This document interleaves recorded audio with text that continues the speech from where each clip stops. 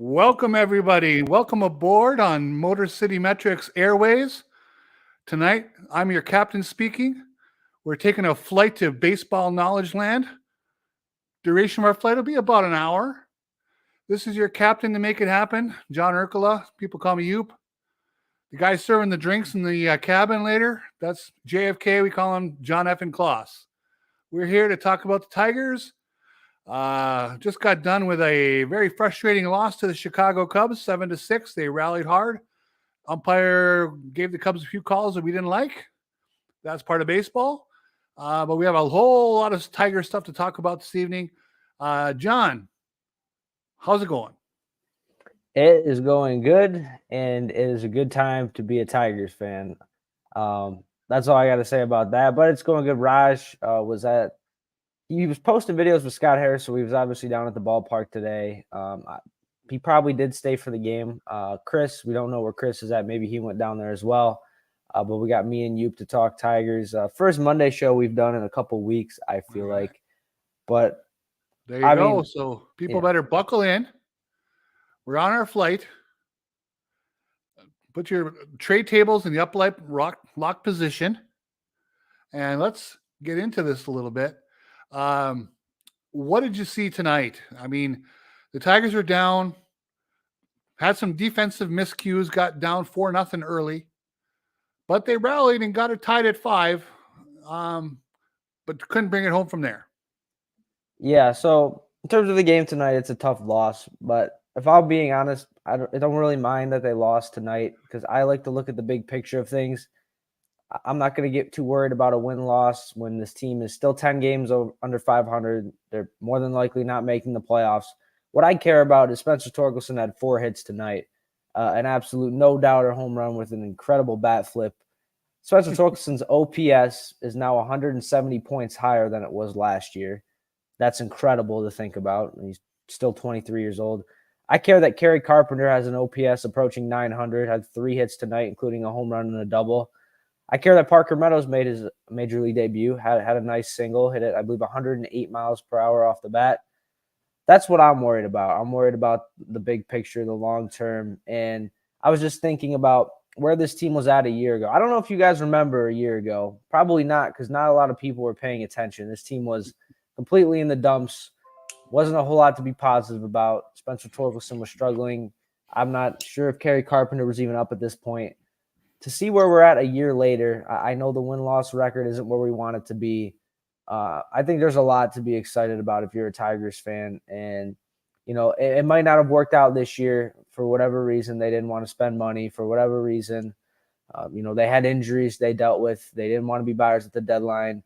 They had a rough stretch. I remember the 9-game losing streak. It doesn't look like it's going to happen this year.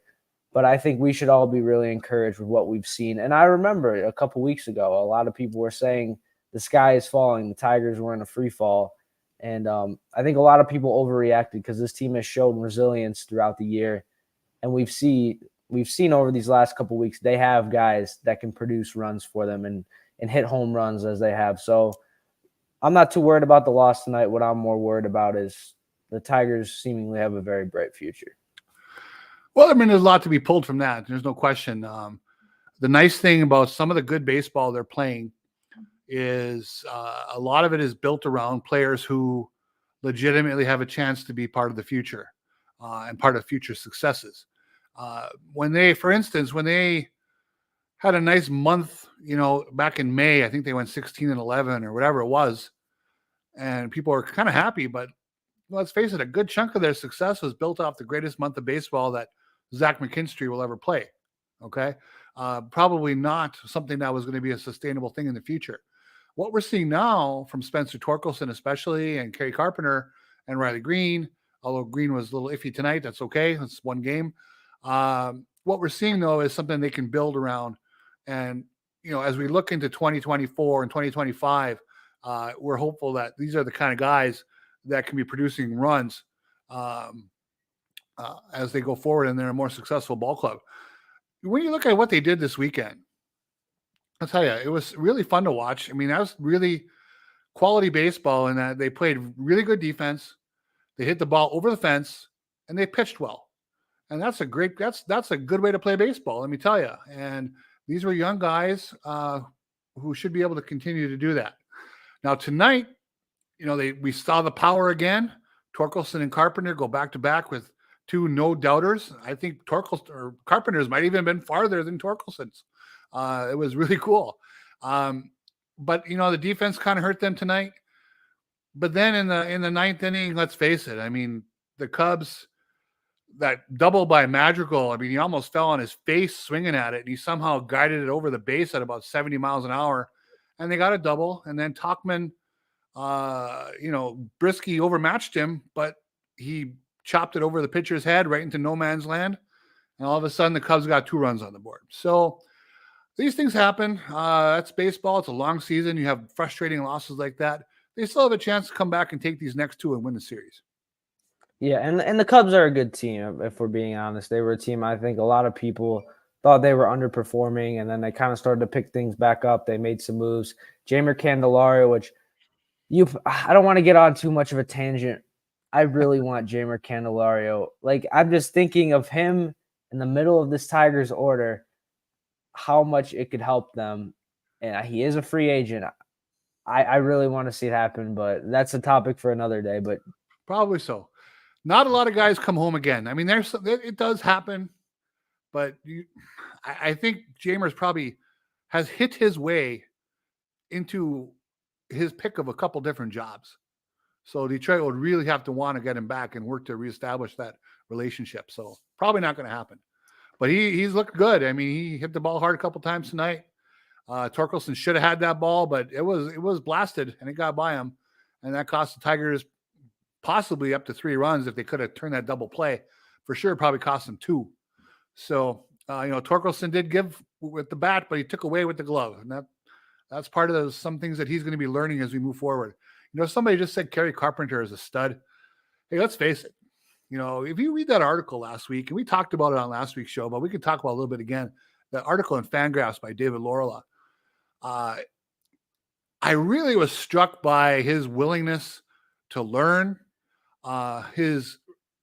the reality that he put on himself about how he played. He said he played like a 19th round draft pick in college. He deserved to be picked where he was based on his play, which you don't hear from a lot. And he decided to make changes and work. And if he is that kind of worker, that tells me that, because there's an ebb and flow in baseball, right? He is setting the world on fire right now.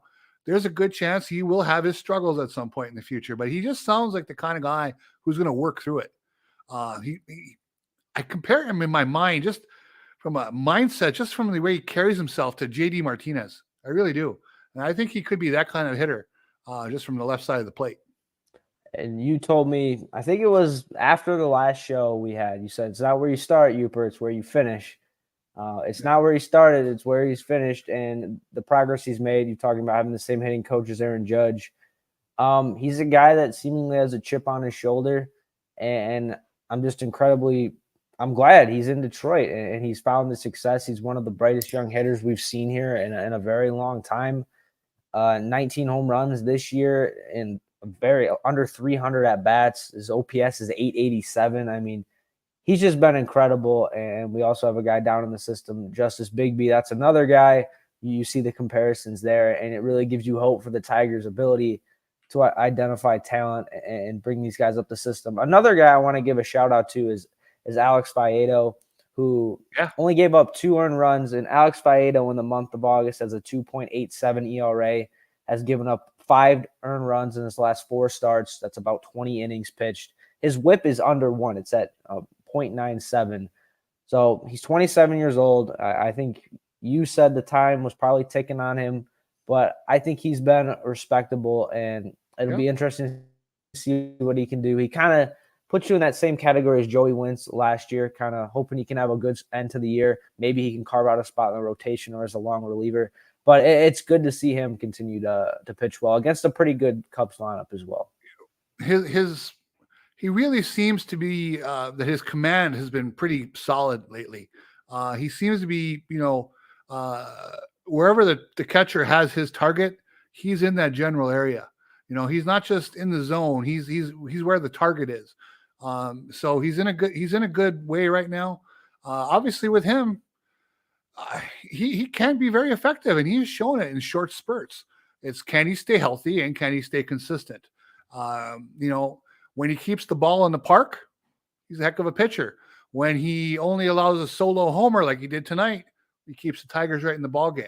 Seiya Suzuki, he gave that ball a ride, but that was really the only ball that was really torched against him tonight by anybody. So that was a really good outing for Alex Faedo.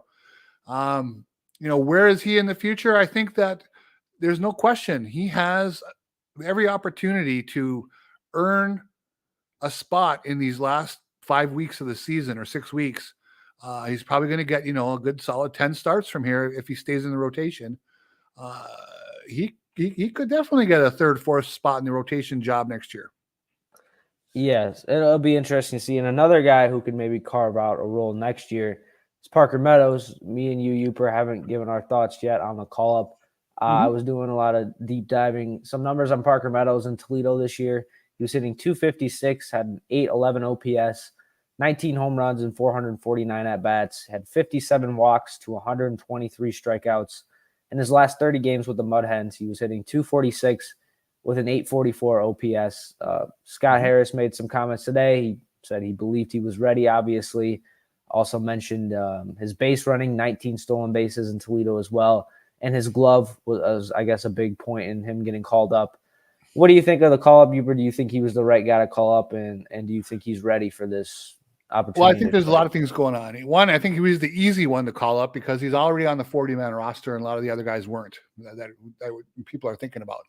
So not that you can't create a spot on the 40-man roster, like they say in court that, attorneys, they can indict a ham sandwich. I mean, it's kind of the same thing. You can find a spot for just about anybody on a 40-man roster, but if you don't have to, they don't want to. They like to hang on to guys as long as they can. So it was easy to bring him up. I've seen him play a few times this year, and it's obviously a small sample, but he has swung the bat well when I've seen him. What I'm more impressed with, though, is the way he plays center field. I have seen him catch a couple balls this year. The cool part is they didn't involve a dive or anything like that. They were balls that were absolutely scorched up the gap, and he was able to just run over there like a gazelle and catch them on the run with seemingly no problem, with ease. And these were balls that were absolute screamers. And, that's the kind of defender you want out in center field. And I think that part of it is they want to take some of the stress off of Riley Green's legs, put him in a corner where he'll have to cover a little less ground. It's probably good for him in the long run because let's face it, as good as Riley Green is in the field, he's here to hit. Okay. We much rather see Riley Green be a sustained force in the batting order than in the field, in center field. So if he can become a quality right fielder and is a dangerous bat, then we can live with Parker Meadows' growing pains in center field if he's doing a good job defensively out there. Yeah, I think it's going to be a tryout in a sense for him. We've made the comparisons between Akil Baddoo and Parker Meadows. I've also seen a lot of comparisons between Akil Baddoo and Matt Vierling. I don't really understand that. I mean, I think they both are going to play a different role on this team moving forward. But I do think it's a tryout in a sense for him. He is 23 years old. I don't think that the clock is necessarily ticking on him. When Scott Harris was asked about calling up a Justin Henry Malloy, he did mention he only played, I think it was 15 games and left or right field. Still probably needs some work at third base. So I think defensively, that's probably where Justin Henry Malloy is being held back right now. But yeah, Parker Meadows, he should be a bright young addition to this team and just really make this team more interesting. Obviously, we have a lot of reasons to watch the Tigers right now, a lot of things to be excited about, but just having a new young guy up in the system, and he was a highly touted draft pick. He was a second-round draft pick. Having some new blood in there and a new player to watch and be excited for just makes this season a lot more interesting. And that had a question that brought to my mind was just overall, you talk about like the totality of the season. Do you think this season so far has been a success for the Detroit Tigers? And if it hasn't been a success, why do you think not? Well, I say this a lot, but I always go back to and go to football and Bill Parcells, and his old saying is, "You are what your record says you are." Right now, they are 11 games under 500, so that's where they are as a team. That they deserve to be. They have a run differential almost close to negative 100. So obviously, they have a lot of work to do. But I said from the beginning, back last winter, this season, to me, since they didn't add a lot of quality pieces in free agency or trade, this season really becomes, what does Riley Green grow into? What does Spencer Torkelson grow into? And now we're seeing that when healthy, Riley Green can be a force. And I think that he's only going to get better. Sometimes his swing looks a little long to me, but then all of a sudden he'll smack 3-line drives and then shut me up. I think he looks great. He's hit some incredible missiles too for when he has hit a home run. So that is on track. Obviously, we just need him to stay healthy. That's something he's got to prove over the long run. Spencer Torkelson started to hit the ball hard early this year and got no results, and it was very frustrating. I'm sure for him more than anybody, but for us too as fans. But now we're seeing the ball leave the yard. We're seeing him do it consistently. We're seeing him not miss the average heater down the middle. We're seeing him absolutely destroy some breaking balls. Lots of good things. So if I go back to what I said last winter, then yes, this season is starting to edge toward being a success, only because they are building a quality lineup potentially that they can go to war with next year and win some baseball games and not rely on winning 2-1 and 3-2. They can start winning some of these games. Tonight they lost 7-6, but you can definitely see they're going to start winning some of these games 7-6 and 6-5. Yeah, and we were going to talk about the Guardians series. The Guardians were the team that won a division last year, and I can say I think the Tigers are a better team than the Cleveland Guardians. Now, we know the Guardians have had some injuries. Shane Bieber obviously went down, but I mean, the Tigers, I saw a tweet from Bally Sports that said the Guardians had 7 home runs this month, and Torkelson had 7, and Kerry Carpenter had 7, and that was before the game today. So now Torkelson and Carpenter have 8. I mean, the Guardians, this was the team, this was the measuring stick in the AL Central. And I mean, we could still debate if the Guardians have a bright future or not. They still have a lot of young pitching prospects. They still have a Gavin Williams, Tristan McKenzie. We know they can develop pitching. We know they can develop young talent. So I don't think they're going to go away in a sense. And you still have the Twins, who are, I don't know what to make of the Twins. Are they really a playoff team, or are they just taking advantage of a good situation in a bad division? But it really makes you think with the Tigers, them being better than the team that won the division last year, at least in my opinion. I think a lot of other people's opinion has really got you wondering for the future for this team. And yeah. Well, I think what we saw this weekend, first off, it was great to see them go into Cleveland, win 3 out of 4, and really it looked like they should have won 3 out of 4. I agree with you. They looked like the better ball club this weekend.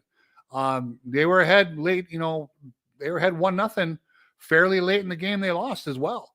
So they were close to a 4-game sweep on the road in a ballpark that has been, a torture dungeon for them the last, decade or so.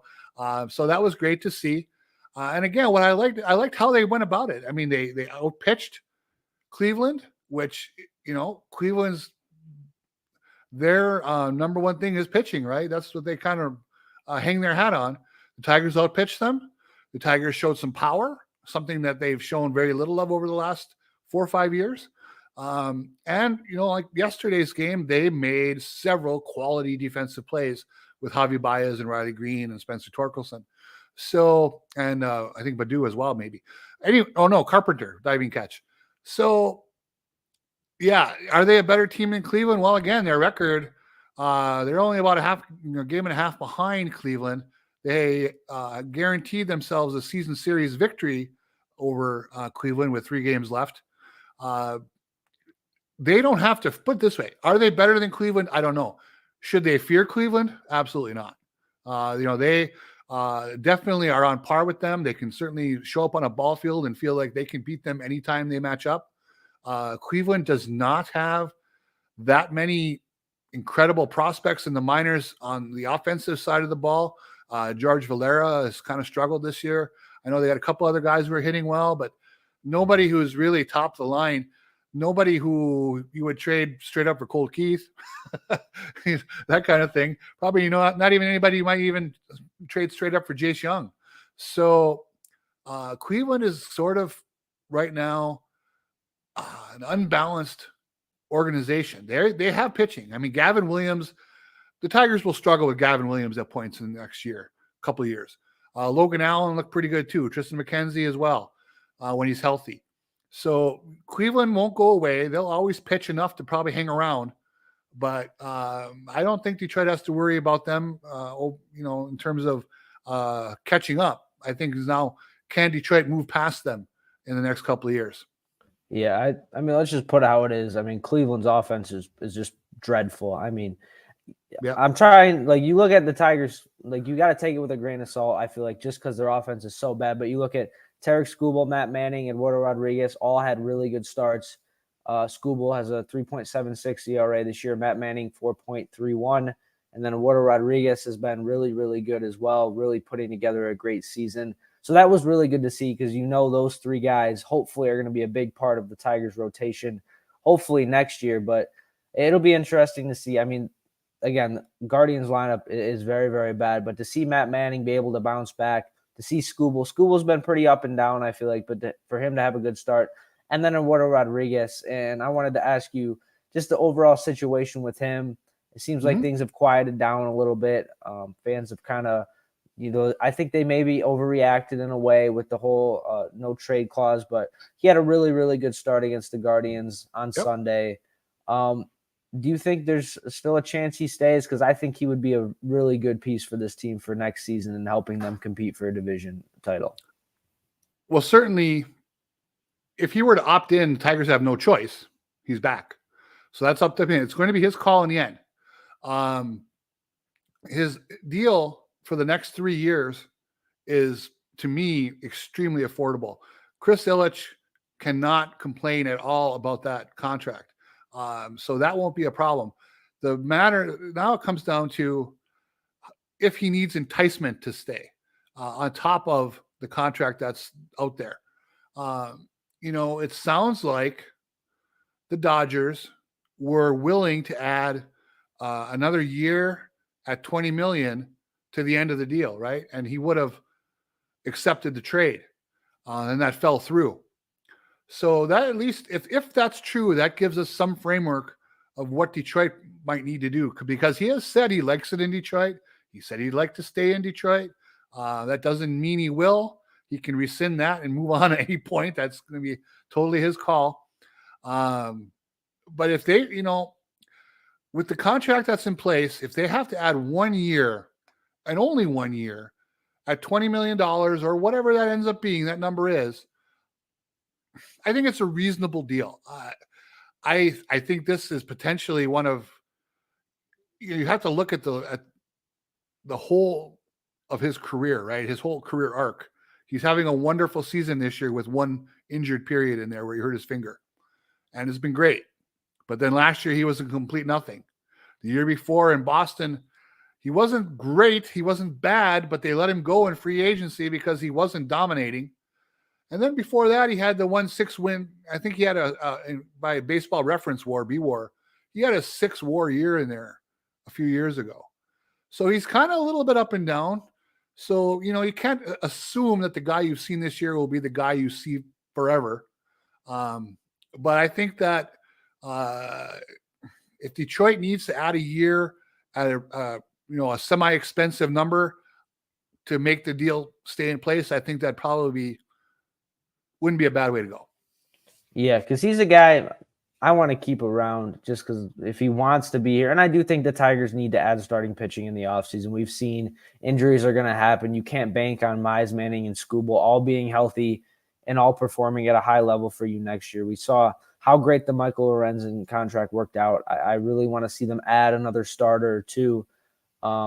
So it'll be interesting to see. I think that'll be a big talking point. But to see him really have a successful season has been great to see. It's one of the best, starting pitching seasons for the Tigers probably since, Verlander's last full year here, for being honest.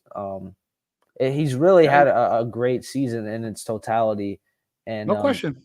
really dominated the Guardians. And the Tigers have had a good string of starting pitching over these last 4 games, and it's been good to see, because we know the offenses look better, but we know how important pitching is. And this is a good segue in terms of the guys who are behind the plate. There's been some action there, Uper, that we haven't even gotten Yeah. to talk about. We can start with Eric Haas. He's been on the Tigers since 2020, I believe. This season, he was hitting 201 with a 530 OPS. Really struggled. He was a guy that had a 20-homer season a couple years back. And, yeah, he was claimed by the Guardians. So would you want to give our final farewell to Eric Haas and just your thoughts on that? He played on a couple of bad teams, which is not his fault. But he played presentably well for 2 seasons. A journeyman guy, was never a top prospect, never a top draft pick. Was available on the street when the Tigers got him from Cleveland, I think for just scant amount of cash at the time. So he did the job for a couple of years, but he's like a lot of guys. He reached his 30s, and it looks like he lost a little bit of bat speed. And for a guy who was probably just barely good enough to put up a couple average seasons, you lose a little bit of bat speed, you're toast. Because here's a news flash for Eric Haas fans. It's tough in MLB. These guys are pretty good, and if you lose just a little, man, you're hurting. And we saw that this year. His power numbers sunk. Exit velo, everything else just all went north at once, and he became relatively unplayable. Yeah, so 2021, he had 22 home runs. Last year had 14 home runs, but he did hit 254 with a 748 OPS. He was arguably the Tigers' best hitter last year. At times, sure. Yeah, at times. And for him to be gone now, I think I'm not going to say it's well-deserved, but you obviously understand it with Jake Rogers showing some power. Jake Rogers has struggled a bit offensively, but then the Tigers do make a corresponding move, adding a guy in Carson Kelly, who's a little bit older than I thought he was. He's 29 years old. Once a highly touted prospect for the Cardinals. He was in the Paul Goldschmidt deal. Carson Kelly has really struggled this year for Arizona, and he only had 84 at-bats with them. He was hitting 226, and he was injured. 226 with a 581 OPS. But he's a guy that had some upside. He had a couple of good seasons. Now, they weren't full seasons, but he had in 2019 and 2021, he was a pretty productive hitter for a catcher. Like you said, a couple years younger than Eric Haas. Do you think this is a move that we could potentially see spill over into next year, or do you think this is kind of just going to be a filler? I think they have control over him for next year if they want it. I think he's arbitration eligible, but they can also cut him in a heartbeat. And he's gone. So they get a free 6-week look at him here. They need a backup catcher. He seems to be a Scott Harris kind of guy. When Harris talked about him today, he talked about controlling the strike zone. If you look at some of the stats from 2019, especially when he had his best year and he was healthy, he had a nice on-base percentage. So he drew some walks. So if he's that kind of player, and the Tigers think Harris kind of alluded that they had some things they wanted to work with him. They thought they could draw out of him. Well, let's see if that's true. Who knows? Now tonight he didn't look too good, but whatever. Give him a pass. It's his first game in Detroit. His life has been an upheaval for the last week. So I think he went 0 for 4, and a couple of those at bats didn't look so hot. But it's one game. Who cares? Give him time. Give him the 6 weeks. If the hurdle, if the bar for him to cross is Eric Haas production of this year, he's going to be fine. Okay, he'll probably give them a little bit more than Eric Haas was giving them over the course of the next month. So we'll see. And we'll see what Haas does when he goes to Cleveland, if he gets much of a chance to play and what he does. So tell me this. A little while ago, somebody posted tough loss tonight. One of our listeners.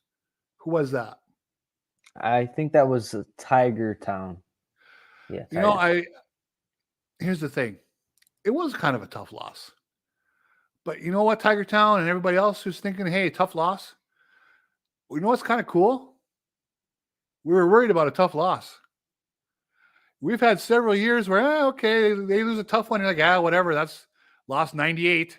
You know, that's our 98th loss. Oh, well. Now the club is playing at a presentable level. They have our interest. They have some future. It looks like there's a future. And all of a sudden, man, you kind of grind. You know, you kind of grind your teeth over a loss like that. It sucks. They could have won it. The umpire had a rough night. You know, I tend to defend umpires because I think they get a lot of inconsistent acrimony from fans. Okay, and sometimes some very poor comments are made. I thought that Torres was struggling tonight. He was very inconsistent. I'll be very interested to see what the stats look like tomorrow when they come out on scorecards. But he definitely hurt the Tigers in a few at bats. Now I'm sure that the numbers will probably tell us he missed a few that hurt the Cubs too. We'll see. But there were definitely that Riley Green at bat, the Parker Meadows at bat, a couple others that popped to mind. Veerling had a couple that he wasn't very happy about. You don't want to put any blame on the umpires because again, the defense stunk for the first part of the game as well. So, but again, as he said, tough loss. It was, and that's actually a good thing for a fan. You know, as fans, we have a lot of scars. You know, we do. We have a lot. If you're really into a team and you live and die with them, and you're with them long enough, and if they're any good, they're going to have some crushing losses. You know, every one of us who watched that game in 2009, game 163, they lost to the Twins. One of the 10 greatest baseball games I've ever watched. It was a fantastic freaking game. And it ripped your guts out when they lost. It was just the worst.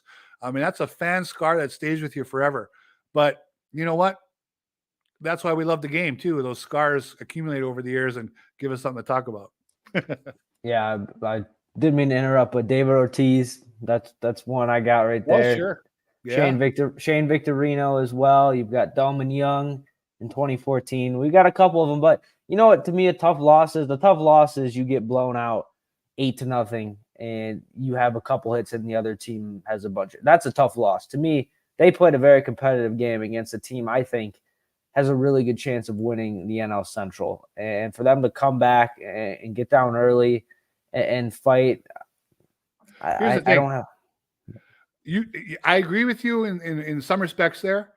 And when in a year when they're 11 games under 500, you're right. I think you're more right than wrong. I think that if we flip the script ahead 2 years, and let's say they're a game and a half out of first place here on August 21st, and they lose a game like tonight, okay, your opinion won't be so, well, that was okay. You know what I mean? If they are really in a dogfight down the stretch, man, those games are the worst when they drop one like tonight, especially with a couple of bleeder hits in the ninth inning. Yeah. But yeah, that was a good comment by Tiger Town. And also thank you to Blood Right who donated the $5. I didn't want to forget that. Oh, way to go, Blood Right. Thank you, sir. Yes, the sponsor of the podcast. Thank you very much. But if going back to like we were talking about Carson Kelly, in 2019, he had an 826 OPS, slugged almost 500 and only 300 at bats, but that's still a decent sample size. And then 2021, 754 OPS, a hit 240. So, I mean, those are very good offensive numbers for a catcher. We'll have to see what he can do and if he can carve out a role. But you also have Dylan Dingler, who Scott Harris made some comments on today. He's hitting 273 in Toledo. Only 11 at bats, though, so it'll be interesting to see how successful he can be in Toledo. He is 24 years old, so I don't know if we see Dylan Dingler next year. There could be some options in free agency for the Tigers at catcher. We do know Scott Harris loves to scounder the waiver wire like he did with Carson Kelly. You know, Andy Ibanez is another guy, so maybe they could look down that road. But it'll be really interesting to see what the Tigers do at catcher because they really don't look like they have a long-term solution right now. Well, the big thing with Carson Kelly, yes, as you point out, he's had 2 very quality offensive years. A lot of guys don't have that. So you're basically bringing him in for nothing to get a 6-week look at him. His big thing is he has been hurt a lot in his career. He has not been able to stay on the field. Does that mean he's always going to be that way? We don't know. But if Scott Harris truly has talked to some of their people that they feel there's some things that they can exploit with Carson Kelly that haven't been tapped into, and they find a way to keep him healthy, they could walk into a guy who could have, potentially his 3rd decent season next year. We don't know. But also they might just jettison him after September. And, Dylan Dingler is getting on base a fair amount, has showed some power. I don't know what he's looked like defensively. People like Raj and Chris would have to tell us more about that. Yeah, and I don't know. For me, you also being able to hear Scott Harris today, the video we got, it was really, really refreshing to see him, to give the reasoning behind this and kind of to see what's going on in his head and his view of this team. It was really, really refreshing and just exciting because I don't want to keep reiterating it, but just to compare this team to where it was a year ago. And we've had a couple comments about Spencer Torkelson. I feel like we haven't. I know Raj was upset with us talking about Torkelson. I feel like we haven't given him enough credit for just how much improvement he has. I mean, he could push 30 home runs this year. His OPS is it's 170 points higher. Like that jump, if I don't know, most improved player, I think he's definitely in the running for that. I remember we joked all offseason, which Tiger is going to get most improved player. There were so many options. I just can't get over the improvements that he's made, the month that he's had. I mean, he's seemingly hitting a home run almost every game, and it's like we've become numb to it at this point, which is just crazy to think about how much improvement we've seen. Well, we know we've seen obviously he is turning on some balls and hitting some tape measure shots. He's also shown, though, he's gone to the opposite field for that 1 home run, but also a few hits. Tonight he had a line drive up the middle. He's becoming a much more dynamic hitter, at least here for the last few weeks. Can he sustain it? But he's not at the moment just a power guy. I mean, he's getting a few doubles, scorching some liners down the line. Really good at bats, quality at bats. I don't know. I don't think we can talk about him too much because, again, this was a big part of what this season had to be. He needed to show that he was the guy they drafted 1-1, the guy they can build around going forward, that if they're going to stop having an embarrassing offense, he had to be a key point in turning the whole thing around. Yeah, but again, I don't mean to gush over Spencer Torkelson, but just really, really proud of him because of all the criticism that he's taken, and for him to work through it and become the hitter that he has been great to see. Players hear that stuff. I mean, he's not dumb. He's a young guy, but he's not stupid. He had to know what was being said about him. He probably heard the bust word associated with his name. When he's hitting balls 109 miles an hour and getting an out, because it's caught, that had to be super frustrating for him. It had to be just killing him inside. But he has found a way to turn that around. Some balls are starting to fall, which we kind of figured would, right? If he kept hitting the ball hard long enough, good things would have to happen eventually. Now they're starting to. Can he keep it up? What I'm really liking is he's torched a few of those 93-mile-an-hour fastballs that he was sort of missing. He was falling off. And again, the announcers talk about it a lot. He is just if you throw a mediocre curveball to him, good luck. That thing's going to the seats. And that's the mark. People say, oh, he's a mistake hitter. Well, guess what? Every great hitter in baseball history has been a mistake hitter. Somebody throws you a mistake, you need to club it. That's what he's doing. Yeah. But yeah, that's all I pretty much had. I mean, Tigers have 2 more games against the Cubs, and they have 3 against the Astros. 3 against the Yankees. The Yankees are 4 games under 500. Just doesn't feel right Beautiful to thing. say. It is a beautiful thing. It just doesn't feel right to say. Was there anything else you wanted to go over? I know you wanted to talk about the AL Central. We kind of already hit on that. Well, just that, they're 25-15 in the division. Pretty impressive. They have 3 left with Cleveland. I'm sure they got a couple with the White Sox left too, correct? And I don't, maybe with the Royals. I'm not sure if I know they're done with the Twins. But they got a good chance, of playing close to 600 baseball in their division, which would be, if they finish strong with these last couple of series, that's pretty amazing. So, and that probably does tell us that if they just improve a little next year, if one of their rookies comes through next year, if they add a bat from outside, Casey Mize comes back, there probably is the makings of a division winner when it comes to their division, the Central. And if you guys want to leave some questions, I don't think we got any questions on Twitter, but we did have one from Deadly Ninja Beats. This is a good one. Nick Maton's future going forward. 26-year-old, was involved in the Gregory Soto trade, was hitting around 180, was a little bit better once he got recalled back up. What are you thinking, Uper? Is he just going to be a bench piece for the Tigers, or do you think he's probably always going to be that 4A kind of depth piece moving forward?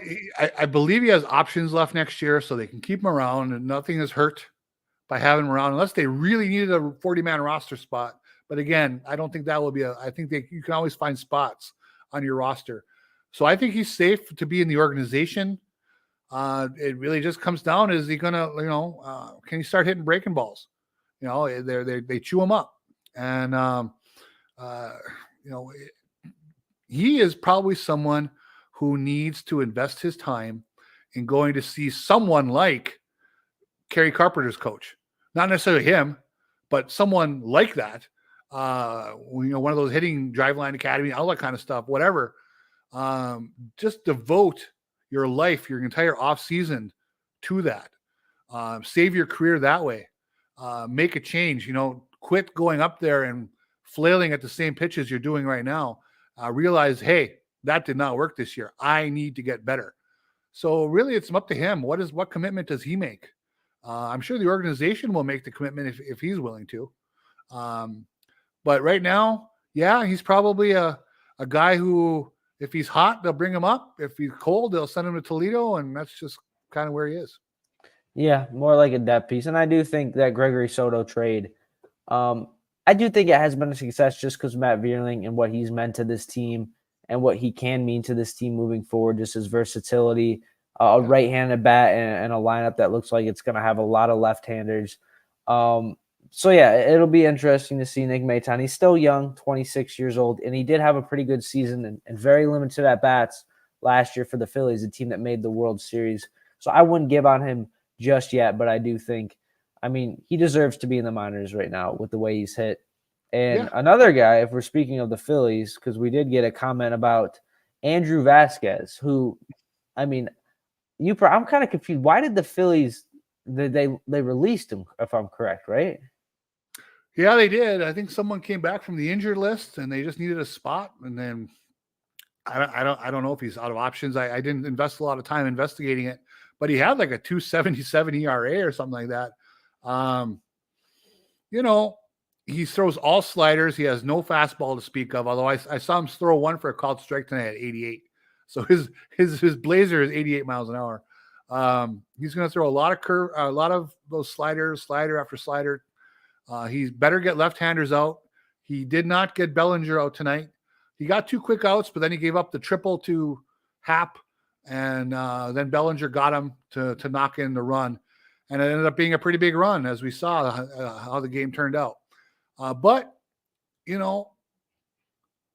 he's kept the runs off the board for the most part this season. He was out there for free. The Tigers are still in the mode. Again, always have to remember, 11 games under 500. That's the third time I've said that tonight. We should make that a drinking game. They should still be trying to get better, trying to get the bottom of the roster better, that 2% better guy. So they saw him out there. They took a chance. Even the other day when he pitched in Cleveland, people were complaining about him online because he let the first two guys on base. The first one was a 3-hop chopper in the infield for an infield hit. Who cares? I mean, I wasn't can't. And then he walked a guy. A righty came up and he walked him on 4 pitches. He had first and second and nobody out, and then he got out of it. I think he went strikeout, pop up, ground ball, boom. He got out of that mess. So I think he's a reasonable guy to add to the bullpen. I don't think he doesn't put the fear of God into anybody though. So I don't know what his long-term future is. Yeah, it's just incredible to me. He has a 2.44 ERA right now. And you think with the Tigers moving out from Chase and Shreve, his ERA was approaching 5. So to essentially get a left-handed reliever who has an ERA 2.5 runs lower for nothing is just it's crazy to me. It's the attention to detail. It's like you said, the 2% getting better. It's what the Tigers, I'm not gonna say it's what they're gonna be built on, but it's really gonna help them get themselves over the edge to find these guys, identify these guys, and like you said, just getting a little bit better. That's a great point. When you compare him, when you have Chase and Shreve and what he was able to do, and he had a few good outings, but he had a lot of bad outings. You subtract him and you plug in Andrew, or is it Andrew Vasquez? Yeah, Andrew Vasquez. Andrew Vasquez. Yeah, that's how into him I am. I was reasonably sure his name was Andrew. When you plug him in over Chase and Shreve, yeah, you've gotten slightly better. And I think from what we've seen him so far, he is slightly better than Chase and Shreve. So, and you want to get better at the bottom of your roster. And then in the offseason, hopefully you can get better at the top of your roster. And, eventually that builds a winner. Yes. And we did say we wanted to go an hour, and we did have a question from Corey. Corey's left a lot of great comments and questions tonight about targets in the offseason. Now, I know this is probably something we should wait to do, but I really do love talking free agency. If you want to talk some free agency, I'm down for the next, 14 or so minutes. But I think this is a really fun question. And it's funny because I was actually thinking about this over the last couple of days. Uper, what do you think of a guy like Rhys Hoskins coming to Detroit this offseason? He could be your DH, and you could move. I thought we wanted Kerry Carpenter to be our DH. Well, you could move Kerry Carpenter to the outfield. I'm just saying Rhys Hoskins is a guy who's still relatively young. He's a guy you could see that could hit 20 to 25 home runs. And I don't think you're going to have to commit a long-term contract to. That was just an idea I had, kind of like an off-the-wall target. I'm sure there's a lot of other guys we could name, but that was just something I was thinking about, and I kind of wanted to get your thoughts and the thoughts of everybody else. No, he's a good player. He's got playoff experience. He's been relatively, steady in his career. Obviously, I think he was hurt this year, right? He's been out. So he's coming back from injury. Maybe that helps you get him at, less cost, less years. He wants to prove himself. Again, I don't know what you do with him, though. I mean, he's not going to play first over Torkelson unless something goes badly wrong with Torkelson. I think he's proven he's really not an outfielder. So, yeah, he'd have to DH. And that's fine. I mean, they're going to need a DH. I personally think Kerry Carpenter is going to stay in the outfield in some way, shape, or form. I think he's pretty young to tell him, sorry, you're just going to bat from now on. I think he's going to keep playing the field. I really do. Depends how much working and how much better he gets at it. Matt Chapman's a free agent, right? Yes, he is. Third baseman. If they don't feel that Justin Henry Malloy is a real third baseman defensively, and they don't feel that Colt Heath can handle that position either, then, do they want to go out and get somebody like that who they know can handle the position and also might knock 28, 30 bombs for you? That's not a bad guy. So we'll see. I mean, he has some shortcomings too offensively, but that's a pretty good player. Now, obviously, I think we're always saying, we chuckle and we talk, and I think we all know Shohei Ohtani's not coming to Detroit. But just remember, whenever he signs somewhere next year, that if the Tigers don't make an offer, it's because they chose to not make an offer. They could, and they could try, but they're not going to. I'll just shut up about that. I mean, they could. We don't know if they're not going to, but Illich has the team could afford it when you just think of what he would bring to the table in terms of fans, TV, and everything else that he would. and just what he does. The team could afford it. Every team should be competing to get him, but only about 3 or 4 probably will in the end. Yeah, you're probably right about that.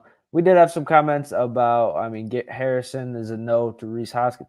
I don't know. I just think having another right-handed hitter that could probably put up similar numbers to Torkelson and a left-handed heavy lineup, you would think, with Colt Keith maybe making his way to Detroit.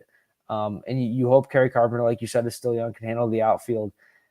Chapman, I just don't know if I trust him enough offensively, and I do think he's probably going to get overpaid with the infield market being as poor as it is. I think he's going to get a pretty long-term deal, and I just worry how impactful of an offensive player he can be.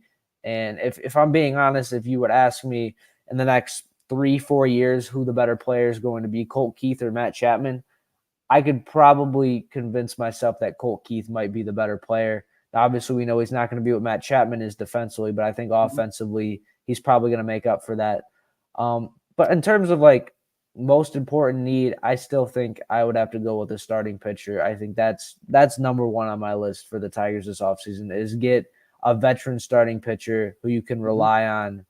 And there's plenty of names for that as well. Oh yeah, there's going to be plenty of ways to go. And I would say starting pitching. Again, it really depends on what do they feel, how many innings do they legitimately think they can get out of Casey Mize. Does Erod come back in some form with some kind of deal? Skubal, is Lynn Henning shocked the world, and is he right? Do they trade Skubal for bats? Who knows? I would say most people would scream no. But again, tell me who they can get, and then I'll tell you what I think. But if they were to trade Tarek Skubal, and obviously, they probably do got to go out and get an arm. But even if they don't, you'd like to see them add depth guys, because they don't have a ton coming up through the minors right now that are really on the brink ready. Ty Madden's been a little up and down. Flores wasn't the same guy he was last year. Jackson Jobe probably still a year away, right? Probably not going to see him next year. If we do, it might only be for, 8 or 10 starts as the summer wears on. So we'll just have to see where that goes. Again, the offense looks good right now, and it has for a few weeks. But look at the totality of the year. Where does this team rank offensively? Something like 28th in on-base percentage. Pretty far down in run scoring if we look it up. This is still not a good lineup, quote unquote good, okay? They have holes. They need more bats. So that's, they need Colt Keith to be the guy they hope he is. They need Justin Henry Malloy to continue to hit like he has in Toledo and find a home defensively that they can live with. Those things need to happen, or they need to cut a trade for Skubal for some guys who can hit. Because again, we're seeing some nice positive signs, but there's work to be done. Yeah, again, and I got the World Series, and sorry to interrupt you. There you go.